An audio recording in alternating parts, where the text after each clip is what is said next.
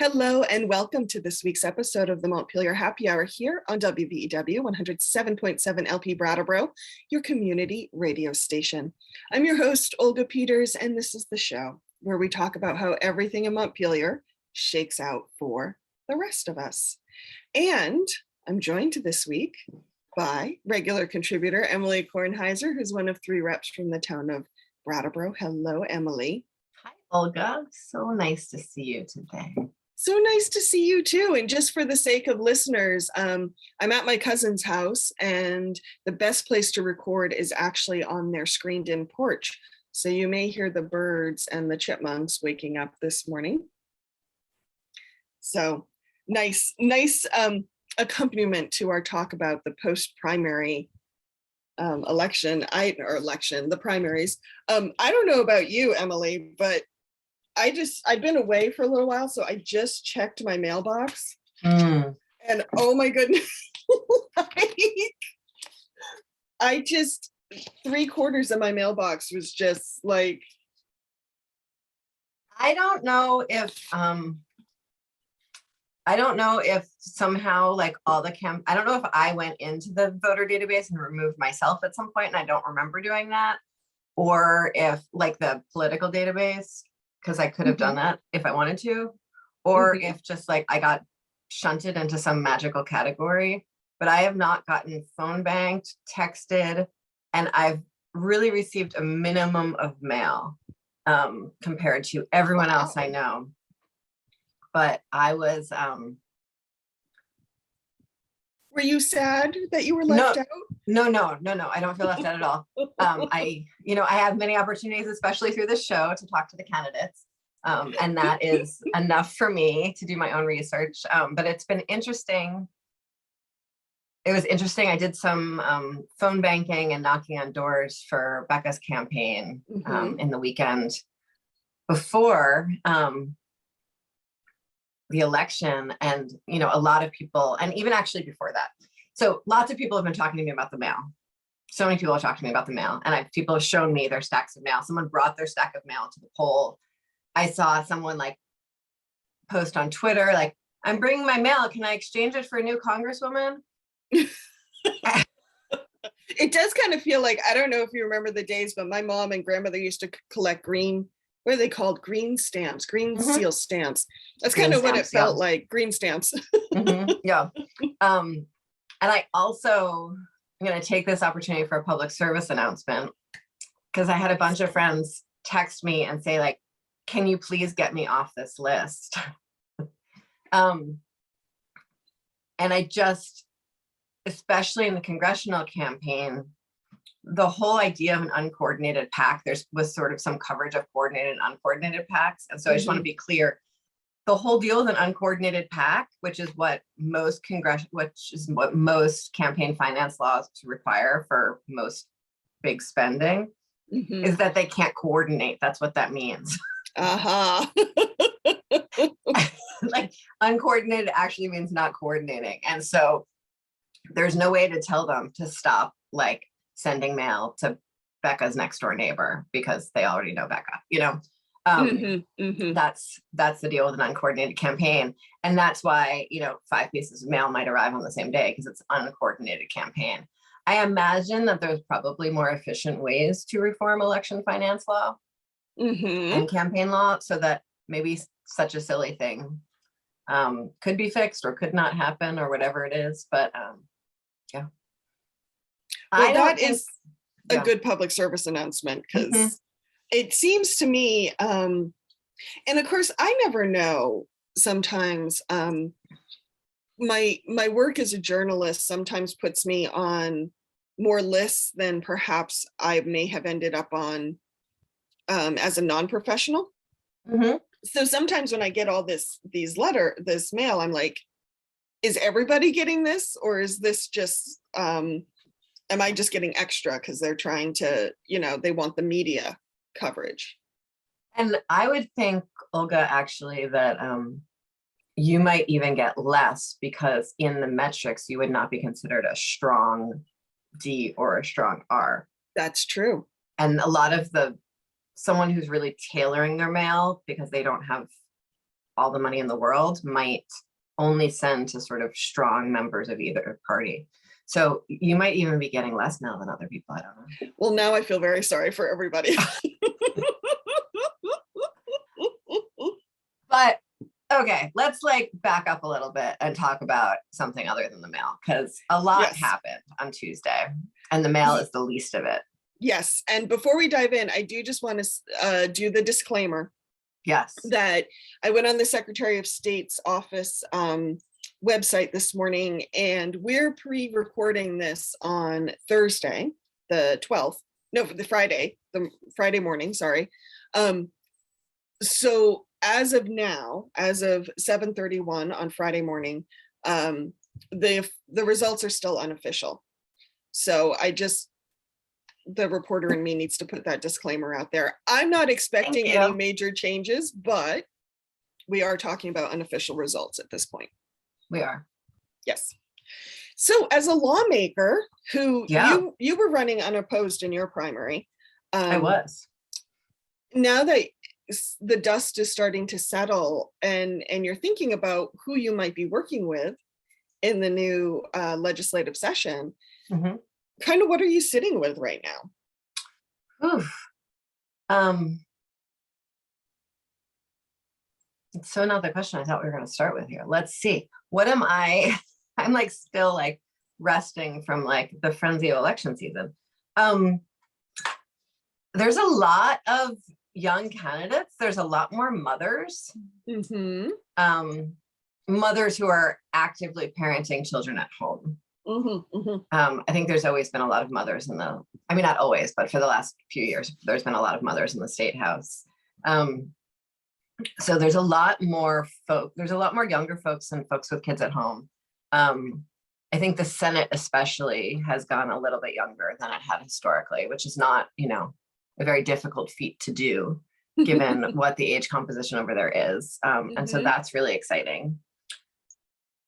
The House is very much feels like a lot of the new candidates we got are Emerge alum, or folks who have been super active in their community, sort of like hustling and bustling and organizing. And that feels really, really exciting to have a lot of new candidates who are ready to sort of hit the ground running. With the leadership of the committees changing, and likely still having the same Speaker of the House, it feels like a real time for us to like update old myths and change some of our thinking on how we get things done. That feels like a lot feels possible now. Simultaneously, the Senate really stuck with their incumbents, the Senate races. So even though there was a lot of Senate races that were open and had like pretty highly competitive candidates in them, the Washington County Senate race for one, the incumbents still placed in all of those races. And so the Senate's not going to have as much of a shakeup as might have happened otherwise. And that's, I want to go back to what you said about the possibilities around getting things done. Can you give us an example of what you're kind of thinking about? And I think it's important to remember also, we're going to have I think the biggest new class of legislators ever. I could be wrong. Oh, wow. But also all these changes in chairs, and chairs sort of set the tone for things. And then the legislators that came in last biennium, they were only in the State House for they weren't even in the State House for a whole session. And so they're all still sort of finding their footing in a way that's a little bit different from past legislatures. Right. They're still a little more open to process and opportunity. And so one just like very concrete example of this is that when Shumlin's single payer healthcare reform happened, my camera is in a different place on my computer today. And it's like, I like don't know where my eyes should go. I don't know where my eyes should go, and it's really freaking me out. So I'm sorry for anyone who's watching this on video. I'm doing the best I can here. I even moved you over next to the camera, Olga, so I could talk to you, but it Thank doesn't you. seem to be working. Yes. No, it does. It feels like you're talking to me. Oh, good. Yeah. I'm glad. Okay. So when the single payer essentially failed under Shumlin, there was a lot of people who had a lot of hope, and then that hope was dashed. And there was a lot of, and the folks who sort of experienced that dashing of hope weren't interested for the most part in trying again. Right. That was quite a while ago in terms of changes in the economy, changes in healthcare in America, changes in health insurance rates, changes in health insurance coverage. We're really in like a totally different chapter of that story. But if the majority of legislators in power, especially say the chair of the healthcare committee, were there for that, they're going to be sort of thicker in that memory of it not working than new folks coming in with hope and promise. Most legislators come in after knocking on doors, with that being their number one issue. And then no one wants to do anything about it, who is sort of holding the reins of agendas. And so that's a disconnect. That's a disconnect. Similarly, you know, we got really, really, really far on family medical leave 4 years ago and didn't get that passed 3 years ago. Before the COVID. 2 biennium ago. Biennia, 2, anyway. And didn't get that passed. But there are enough new people now who see what COVID would have been like with it, you know, all of that sort of that failure memory isn't as sticky. That was just sort of, that's kind of the examples I'm thinking of. Okay, great. Thank you. Were there any races that you were kind of keeping an eye on? I know there are races I was keeping an eye on. How about you? Well, you know, Becca Balanced Congressional Campaign is like where all of my heart and soul and love sit. My hope for the future. Unbelievably thrilled with that win and what it means about Vermont and what Vermonters want and what Vermonters believe in. And maybe we should spend like a whole section on deconstructing that campaign. But there are also some littler races that I was really interested in around the state. And I just want to name sort of 2 that I was really interested in. So Sharon Thetford, which is in Orange County, had an open primary. It's 3 people competing for 2 seats. One of them is Jim Maslin, who's been in the legislature for a really long time. He serves on Ways and Means with me and has forever. And then there was 2 other candidates, and one of them is Rebecca Holcomb, who is the former education secretary. I was trying to remember if it was commissioner or secretary. She was the secretary of the Agency of Education. And then the other person in the race was select board, school board, local community involved, both women around the same age, both sort of parenting in the community, that kind of thing. What was really interesting to me about this district is that Rebecca Holcomb is vehemently, publicly, Twitter fully opposed to any public money going to private education in Vermont. She's probably the loudest voice on this issue in Vermont. And Vermont has, you know, a 200-year history of sending public money to private schools. And which is like not that consequential if, say, this was a conversation happening in Brattleboro. But the community that this happened in hosts 2 of the 5, maybe, historic academies in the state of Vermont.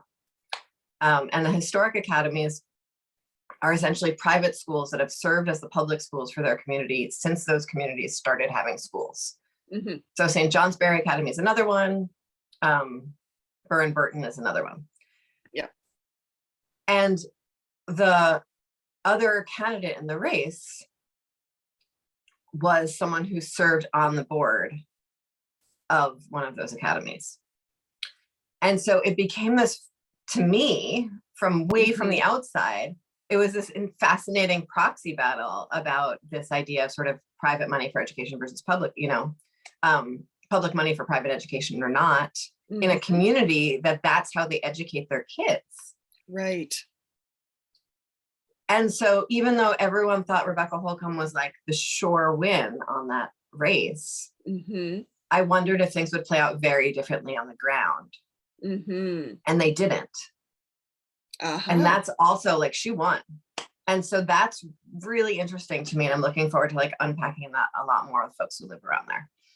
Yeah, that's interesting. I mean, one of the questions I would have for the local community in that case is, you know, if education has been run in these communities that way with these historic academies for so long, part of me would wonder how many people understand the difference, or some of the, not the difference, but the nuance of how that funding is happening. And yeah, that's fascinating. Yeah. Or if even like that was able to come up in the race because maybe people were talking about other issues and just didn't even realize this difference in Canada. So I'm very interested in that one. The other one I'm interested in is, as we know, it's very, very hard to unseat an incumbent in Vermont. Mm-hmm, mm-hmm. Mike Yantachka, who's a rep from Charlotte, Okay. who is sort of in a lot of ways like standard, keep your head down, older white man Democrat, you know, Mm-hmm. sort of votes with the party most of the time, fairly active on environmental issues. Voted against Prop 5 on the second round of voting. That's why that name sounds familiar. Yes. Yes. And it was somewhat last minute, his vote against it, or at least he didn't warn anyone that he was voting against it. And was challenged by someone who thought that was really just totally unacceptable. I'm with her. I think that was unacceptable. And she won. Mm-hmm. And Mike's not coming back. Wow. Yeah.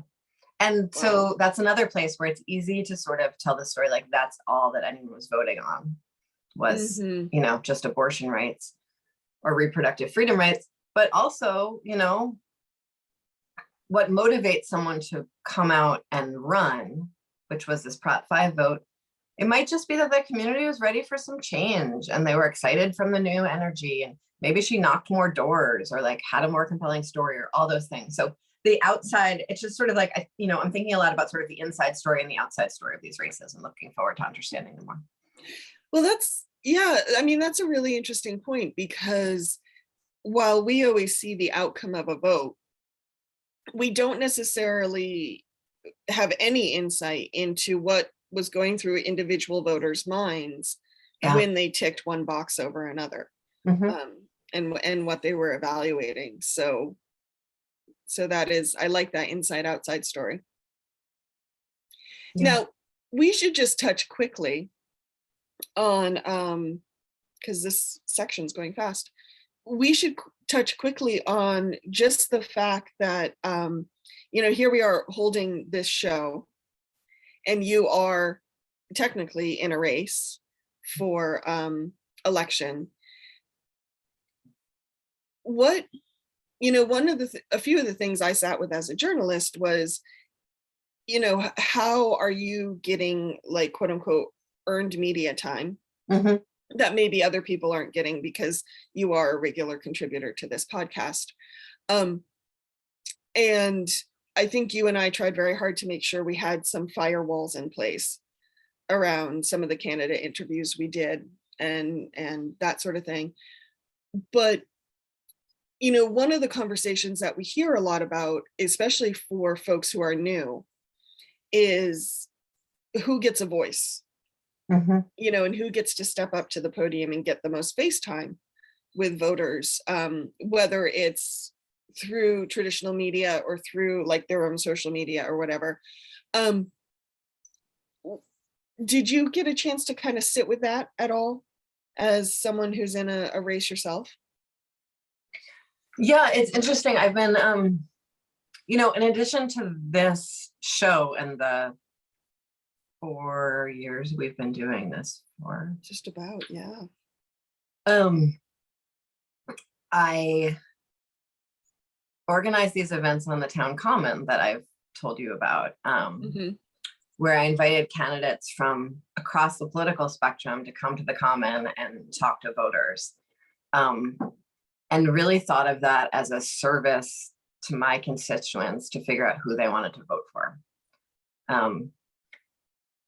And that felt in some ways similar to this show, in that, you know, the first time I ran, I remember knocking on someone's door and they said, I'm a Republican, so I don't know if you want to, you know, like bother with me here. And I was like, well, if I win, I'm going to have, you know, I'm going to serve you. Like, I'll be your legislator. So might as well like know what you want and dream and like, and, you know, might as well get to know each other. And for me, it's like that real constant shifting between what it means to be a public servant and what it means to be a politician. And I think I have the privilege here in Windham County, in Brattleboro, in the context of sort of incumbent safety, a really sort of strong Democratic left, progressive left majority, that I can really sit in this public servant hat most of the time in these conversations we have, where it's about just like having people understand issues. I have my personal thoughts on them. They often don't feel partisan. And I feel like when I'm like getting just like straight up partisan, I name it on the show. I think, yeah, for the most part, yes, you do. Yeah, for the most part. But it's an interesting, you know, and on election day, I had all of the campaign signs of all of the candidates that had come to the Windham County Action Network, like to those things on the common with me. And I just set them all up on the polls. Like I put one of Joe Benning's lawn signs up at the polls because I thought maybe he wouldn't be able to make it down. And I thought voters deserve to sort of, you know, see their options.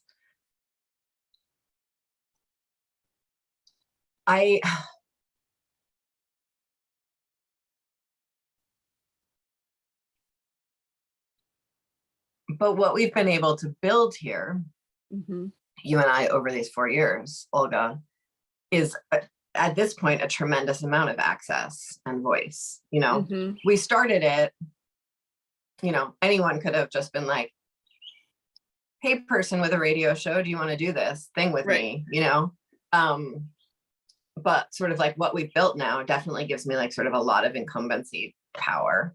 I think a lot more people listen to this now than did 4 years ago.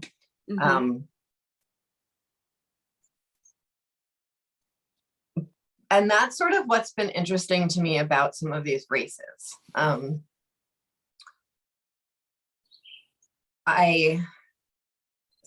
would love to talk about Isaac and Shanae's races in a minute and what they mean about like who has access and who doesn't, because I think there's sort of a story being told about that, and I think there's another story that could be available that's sort of related to a radio show. But I'm going to hold that off to see if what are your thoughts on sort of the partisanness of us doing this together during election season. I also want to say, just for the record, I got more Republican write-in votes than any other candidate. Congratulations. Thank you. Wow. I didn't get enough to automatically get the nomination, and so I don't think they're going to give me the nomination, but I did get more than anyone else.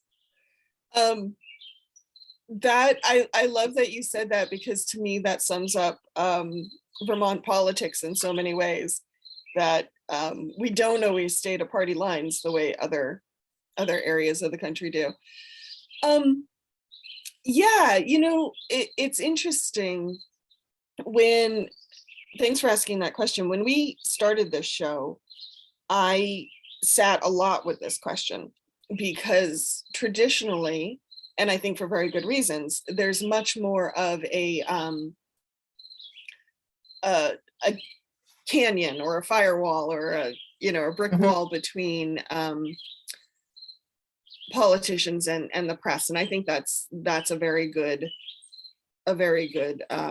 thing in general. I do feel in a small state like Vermont that's sometimes harder, because everybody wears multiple hats all the time.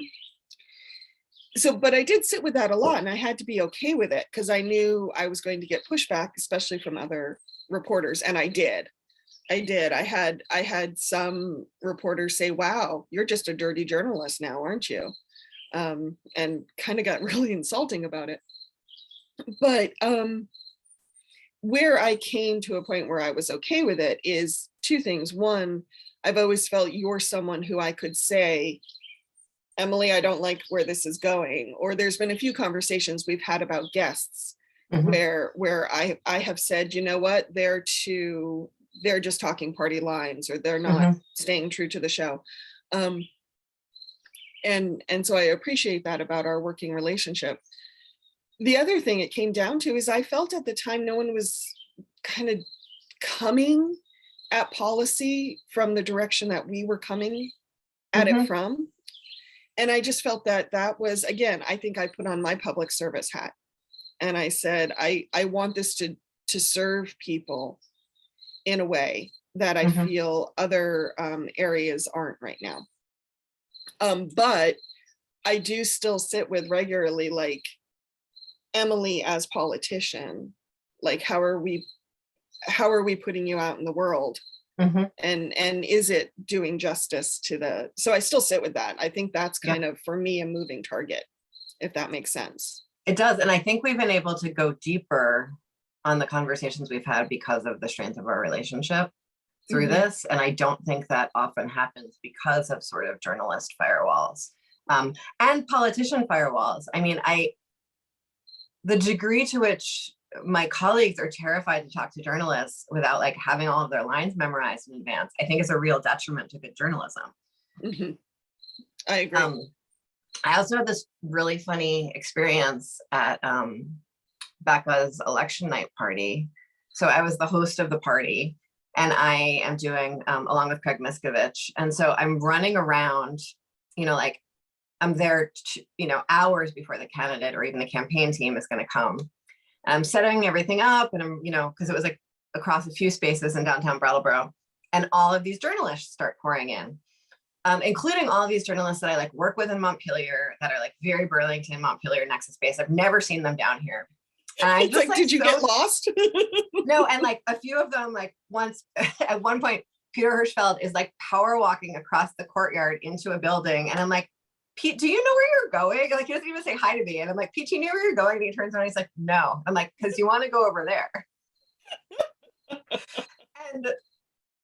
But what happened is, like, I feel like just these colleagues, like they're my colleagues, right? Like we were in the thick of the work together, and they're in my hometown, and I'm like so excited to host them, and they like can't even take a drink from me, at the party. And that just felt like such a sad aspect of, and I'm like excessively hosty oriented. So I realized that this might not be like a major loss in the world to other people.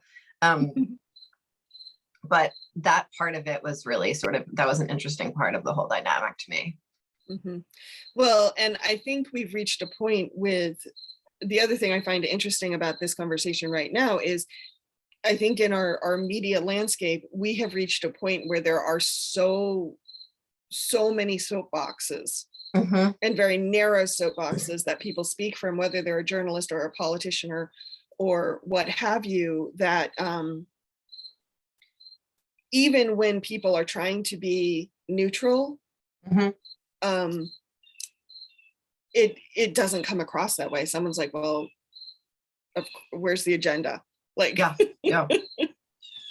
And that's kind of sad, because it goes to the point of, I think it speaks to the lack of trust that a lot of people have in institutions like media, like government.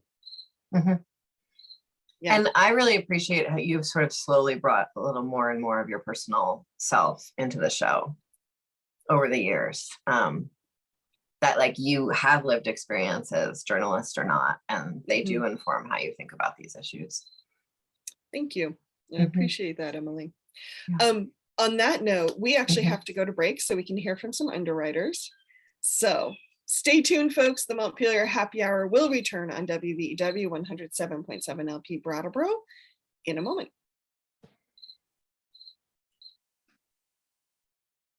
Welcome back to the second half of the Montpelier Happy Hour here on WVEW 107.7 LP Brattleboro, your community radio station. If you're just joining us, I am your host, Olga Peters.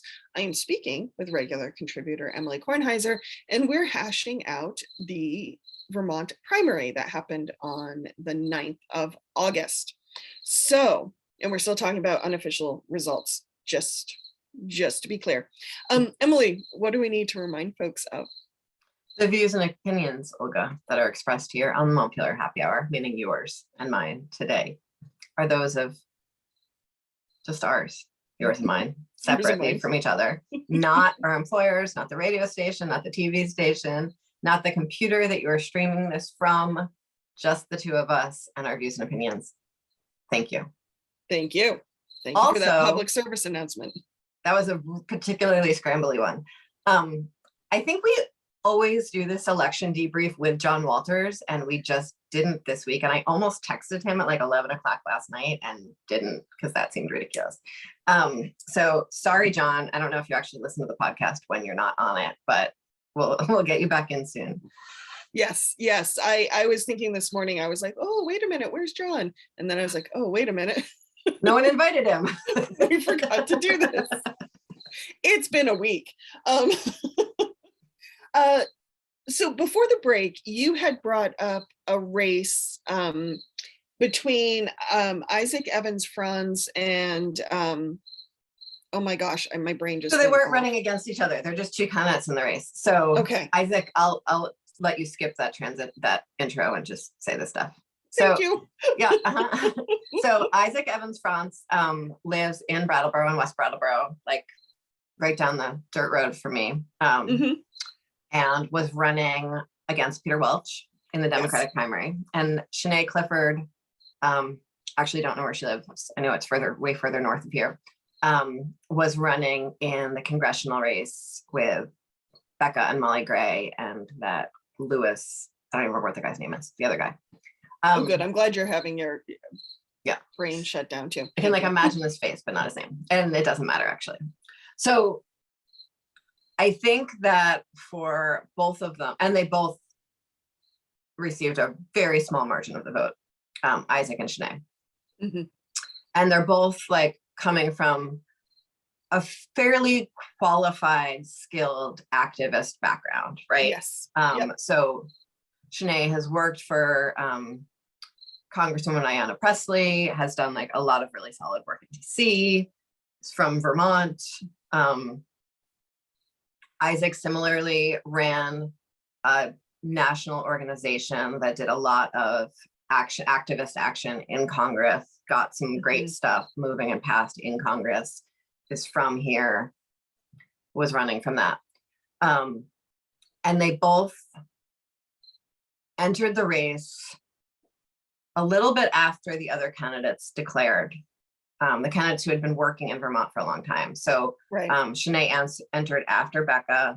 Isaac entered, I don't even know when Peter started his campaign. That seems sort of an irrelevant thing to say. But around then, after that.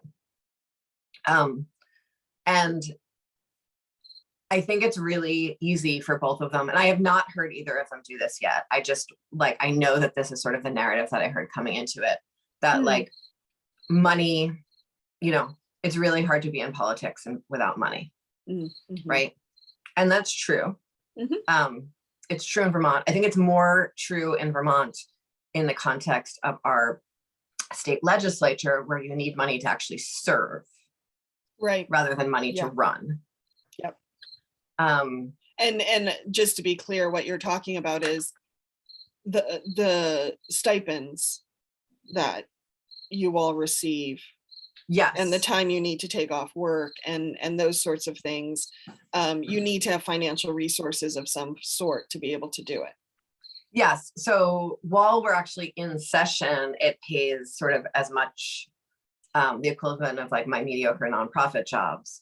But when we're out of session, I then need to scramble to find another job, or somehow find a job that's okay with me not being at that job for 6 months, or all those things, and health insurance and benefits with part-time work and all those things.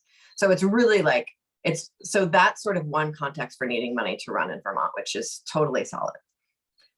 these congressional races, you know, the folks who won spent like $1 million, right? So I'm not saying there isn't like a lot of money in politics, a lot of money needed to like run a really solid across the state campaign. But, and this is the but, Becca said something at her campaign night event, in her sort of celebration speech, that her campaign was run on relationships, not connections. That her campaign was won on relationships, not connections. And that really resonated for me about sort of what I think a lot of the challenge with Isaac and Shanae's campaigns were, and why I think that doesn't mean that someone else couldn't win from, you know, another underdog couldn't win in the future. I think to win a statewide campaign like that, you need to have a statewide network before you kick off, or you need $1 million. Right. So $1 million can buy a statewide network. Probably not a very effective one. And I think Molly Gray's campaign points to that. Yes, I agree. But you need to actually have relationships, I think, to do this well, to win in Vermont, particularly where people just ask their neighbors who to vote for. You need to have relationships. Relationships are the connections. Yes, in Vermont, all around the state. So you could have political connections or financial connections that like buy you that $1 million to hire people in every corner of the state. That's one way to run a really robust campaign in Vermont. Or you can have relationships with people all around the state. And those people will bring in their trusted relationships. And those trusted relationships will sort of create opportunities for you as a candidate to meet people all over the state and have you be a real person to all those people all over the state. And neither Shanae nor Isaac went into their campaigns with those statewide relationships. So I think it's very possible that someone who knew for a long time they wanted to do this, who spent 2 years planning a campaign like this, could have the kind of, or was even in a working position, you know, or a community organizing position where they were able to go around to all the corners of the state and form really lasting, powerful relationships based on, you know, shared values. Could absolutely run as sort of an underdog candidate and win. Right. But it's those relationships that take a really long time. And I think, you know, people point to Zuckerman winning because of name recognition and because of Bernie's like very late in the game endorsement. Like, what was it, like 2 days before the primary he did it? I think so, but hasn't he endorsed him before? So he totally has. Yeah, no, it was not like, but, and like, you know, David has like a bajillion pictures of the two of them together going back to like 1973. But David's also been doing this around the state for so long that he has relationships in every corner of the state with real people, you know? Like my doctor went to college with him, for instance. So like when I saw her at one of his events, I was like, what's happening? Like, you don't usually come to this stuff. And she was like, oh no, he's been my friend from college. So just like, I think that's what it takes in this state. And I think that's something that's really underestimated in a lot of the coverage of some of these races, and even the stories that candidates tell themselves. And so I think when we look at even our state Senate race. So we had the one between Becca Balin, Becca Balin, Wendy Harrison, Nader Hashim, and Witchy R2. Yes. So when we look at that one, they all had actually fairly similar political values. They all talked about them very, very differently. But I think at the end of the day, the three of them, having known all three of them fairly well at this point, like talking about politics with all three of them, I think all three of them would have voted the same like 99.9% of the time. Yeah. They might have slightly different strategies in the legislature, but actually all three of them are like sort of fairly sensible. I have to admit, when I went to the polls, I felt a little spoiled for choice. Yes, absolutely. Like, yeah. And I think a lot of people felt that way. And both Wendy and Nodder have had a much longer time in Windham County Yeah. to have those relationships all around the county. Mm-hmm. They have both worked they've both worked countywide in very deep ways, right? Yes. And so, and I think that, you know, Wendy was the town manager in town, like in a very wide ranging set of towns. And Rockingham, Vernon, down in this area. And then she also Yes. worked up in northwestern Vermont. Yeah. Yep. And then, you know, she did a lot of transportation work in Wilmington as a volunteer. That's right. I forgot about that. But had the opportunity of like deep sustained relationships around very similar issues, where people could see what working with her looked like all around the county.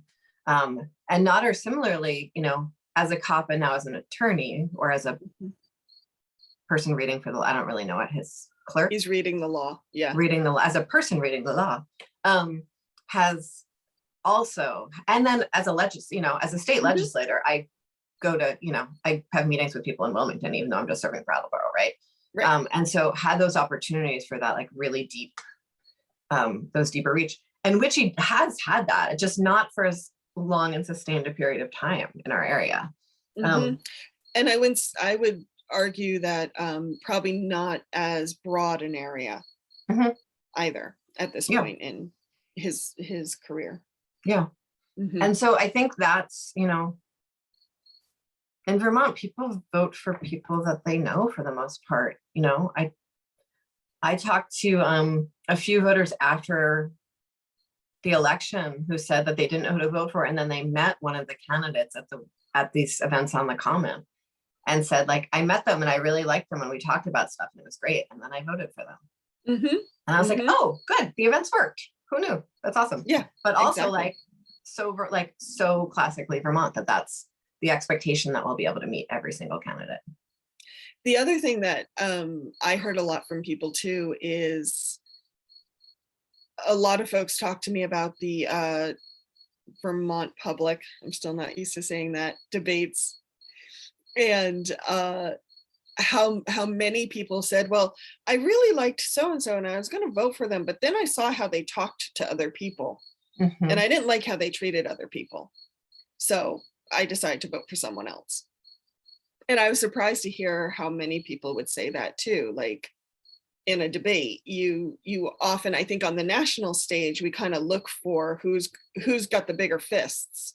And yet on the Vermont, it's like, oh, they weren't nice. They lost their temper. They weren't team players. Yeah. Is what I heard. And you know, there's like a lot of gender bias that can sneak, and racial bias that can sneak into what it means to be nice and expectations of niceness. You know, I think we have a much higher expectation of niceness around women and people of color. This is true. And we also have a very high expectation of niceness for our lawmakers. And I think that has gotten more so since the Trump administration. Yes. Yes. We don't want it to be like it is out there in here. Right. Yeah. So that is another big love it or hate it. It is something we expect of our lawmakers. Yeah. I personally wouldn't mind if lawmakers had a few more knockdown dragouts. I actually think our lawmakers need a few little knockdown dragouts from time to time. Yeah, I just this summer, for some reason, I have gotten a lot of feedback from folks who, like very, very casual feedback from folks who have testified in a committee I've been in over the last few years, or watched testimony as a person who worked for an agency that was giving testimony, who gave me like just huge gratitude for asking difficult questions, which is like sort of very on brand for me in terms of like my political career, but also really validating because I have experienced a tremendous amount of pressure to not ask difficult questions, that it's like not considered polite. Yes, I To have gotten that witnesses. in my career as well. Yeah. And that is just like, I'm like, that's actually why I'm here. Mhm. Yep. That's in fact, I thought why we were all here, was to like sift through the information and find the nuggets. And granted, there's like absolutely a way to do that curiously and kindly rather than, but I don't think I've ever crossed the line into like an aggressive, an aggressive mode. I wouldn't even say, I would say about, I think I would characterize it more as, I think we can ask uncomfortable questions, and we can even do it sometimes somewhat aggressively. It's about respect. Yeah. Is what I think people come away with. Yeah. Huh. Yeah, I've done a few stories where people have come to me afterwards and they're like, oh, I didn't like that. That was uncomfortable. And I say, yeah, but it was the truth. And they're like, didn't want to know it. Just straight up didn't want to know it. I was like, would you rather have not known the truth? And they're like, yes. And I was like, okay. Go read Dilbert.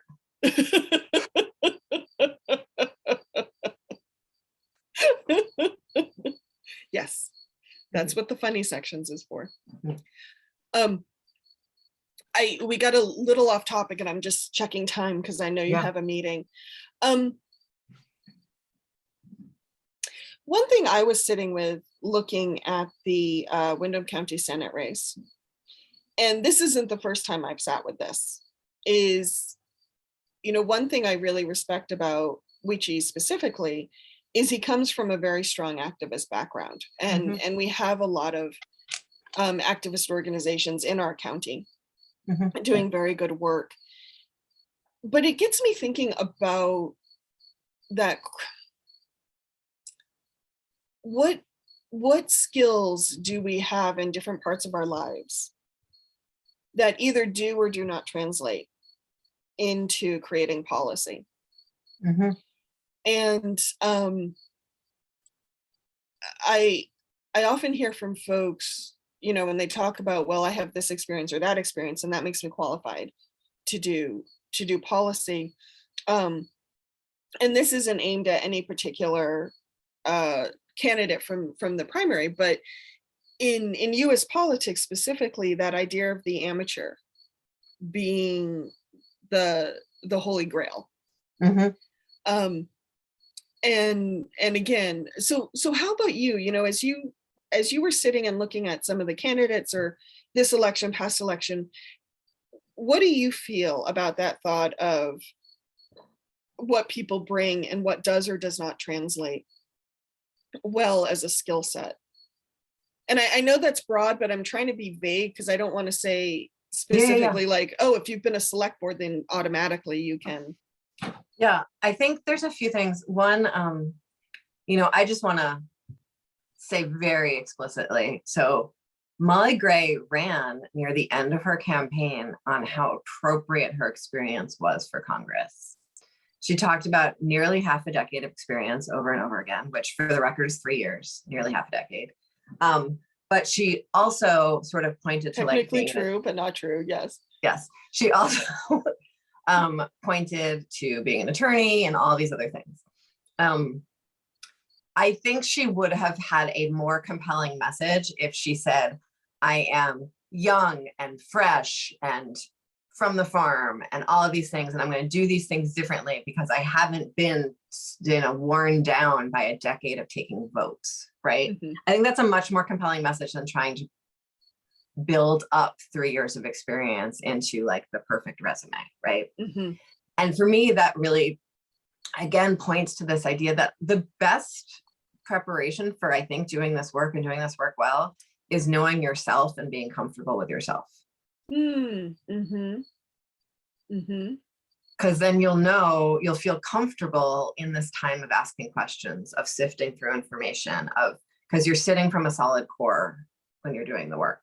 Okay. And I think that might be the most important skill. The other piece of preparation that I think is really the most important for being a good legislator is having taken a hard vote and having people be unhappy with you. And so I think that can happen by serving on your co-op board, which is, a place rife with conspiracy and complaints. It can come from serving on your select board. It can come from supervising people through tough stuff. It can come maybe even from, it can come from parenting. But I think you need to have done something where a decision that you made alone and that you have to hold and own made other people unhappy or uncomfortable. And that you have learned whatever you need to learn about yourself through that process. Because I don't want anyone learning that stuff for the first time while they are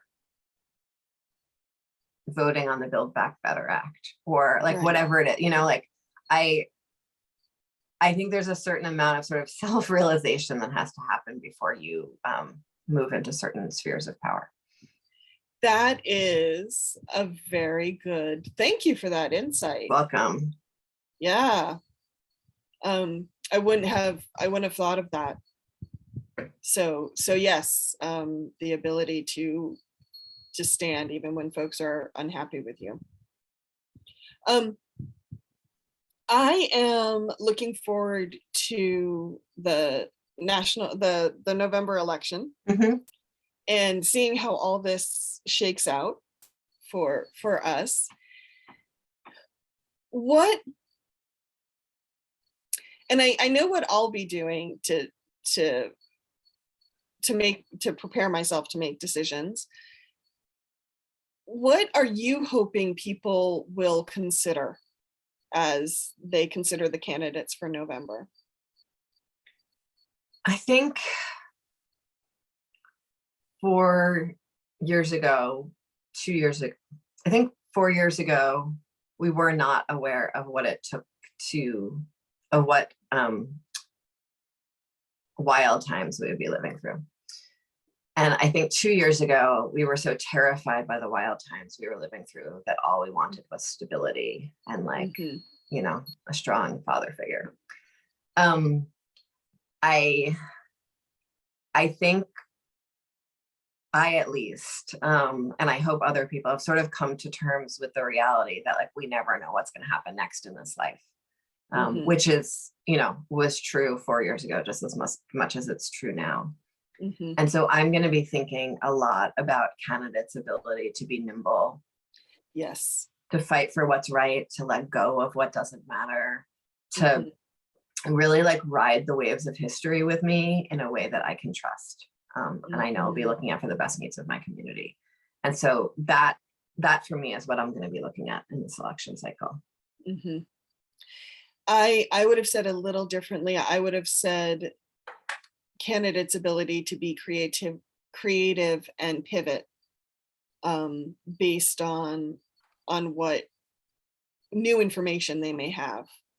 Because I still have that hope that you and I started talking about when COVID hit, of now that we can see some of the cracks, how are we going to respond in new ways?